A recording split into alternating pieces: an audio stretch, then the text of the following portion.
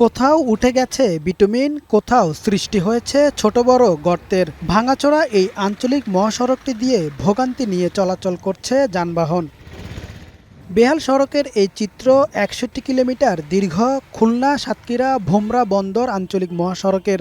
২০২১ সালের শেষ দিকে সড়কটি চলাচলের জন্য উন্মুক্ত করে দেয়া হয়। তবে নির্মাণের ৪ বছরের মধ্যে এর জিরো পয়েন্ট থেকে চুকনগর পর্যন্ত ৩৩ কিলোমিটার অংশ ক্ষতিগ্রস্ত হওয়ায় ভোগান্তি পোহাতে হচ্ছে স্থানীয়দের। আঞ্চলিক মহাসড়কটির এই অংশ নির্মাণে ব্যয় হয় ১৬০ কোটি টাকা। এই রাস্তায় গাড়ি চালানো যায় না।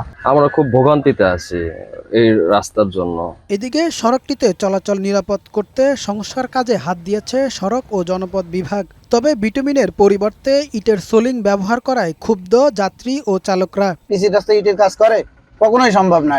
এটা আরো ক্ষতিগ্রস্ত হচ্ছে আমরা। এই রাস্তা সঠিকভাবে সংস্কার হোক এবং সাধারণ মানুষ এই দুরবস্থা থেকে মুক্তি পাক। পুলিশ বলছে রাস্তাটি ঠিকভাবে সংস্কার করা গেলে দুর্ঘটনার হার অনেক কমে আসবে। তো দুর্ঘটনার যেটা মূল কারণ সেটা দেখছি আমরা যে অদক্ষ চালক এবং ড্রাইভার।